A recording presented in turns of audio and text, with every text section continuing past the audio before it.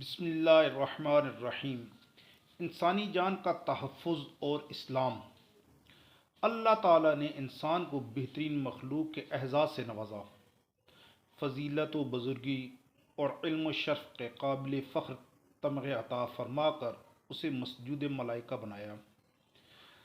حسن sorry و معنوی عطا فرما کر احسن تقویم کا تاج پہنایا اور اپنی عظیم کتاب اس کی جان کی حرمت کا اعلان فرمایا۔ اسلام نے کئی جہتوں سے اللہ تعالیٰ کی بہترین تخلیق انسان کی حفاظت کا ذہن دیا ہے۔ انسانی جان کے تحفظ میں اسلام کی روشن تعلیمات کے چند گوشے ملاحظہ کیجیے۔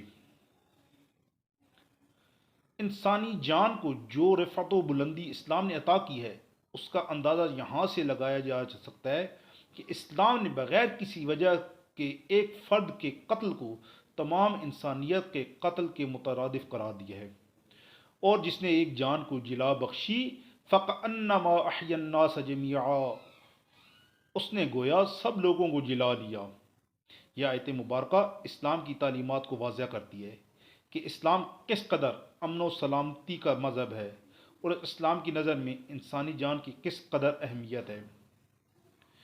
بارگاہ الہی میں انسانی جان کی اہمیت کا اندازہ آپ اس فرمان مصطفیٰ صلی اللہ علیہ وآلہ وسلم سے لگا سکتے ہیں کہ آپ صلی اللہ علیہ وآلہ وسلم نے فرمایا، اللہ تعالیٰ کے نزدیک پوری کائنات کا ختم ہو جانا کسی شخص کے ناحق قتل ہو جانے سے زیادہ ہلکا ہے۔ جان اپنی ہو یا پرائی، اسلام کو دونوں کی حفاظت مطلوب ہے، یہاں تک کہ ہر وہ چیز جو اپنے لیے خطرے اور ہلاکت کا باعث ہو، اس سے باعث رہنے کا حکم ہے۔ اس لیے اسلام میں خودکشی سوسائیڈ کو حرام قرار دیا ہے۔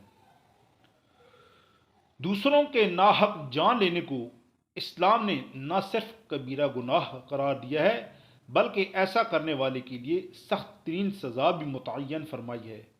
حضور اکرم صلی اللہ علیہ وآلہ وسلم نے تو اپنے مسلمان بھائی کی طرف اسلحے سے محض اشارہ کرنے سے بھی منع فرمایا ہے۔ ناحق قتل کی مذمت۔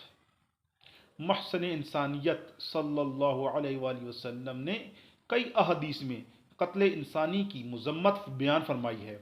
چنانچہ ارشاد ہوتا ہے، سب سے بڑے گناہ اللہ تعالیٰ کے ساتھ شرک کرنا، کسی جان کو قتل کرنا، والدین کی نافرمانی کرنا اور جھوٹی گواہی دینا ہے۔ اس حدیث مبارکہ سے معلوم ہوا کہ کبیرہ گناہوں میں شرک کے بعد سر فہرست کسی کی جان لینا ہے۔ بروز محشر حقوق العباد کے باب میں سب سے پہلے قتل ناحق کے بارے میں پرسش ہوگی۔ چنانچہ رسول اکرم صلی اللہ علیہ وآلہ وسلم نے فرمایا، قیامت کے دن سب سے پہلے لوگوں کے درمیان خون بہانے کے متعلق فیصلہ کیا جائے گا۔ مسلمان کی جان کی حرمت۔ خود نبی اکرم صلی اللہ علیہ وآلہ وسلم نے مسلمانوں کی جان کی حرمت کو کعبے کی حرمت سے زیادہ محترم قرار دیا ہے۔ انسانی جان کے تحفظ کی یہ بہترین، مؤثر اور روشن تعلیمات اس بات کا تقاضا کرتی ہے کہ ان کو صدقے دل سے اپنی زندگیوں میں بسائیں اور ان کے حقوق کی پاسداری کریں۔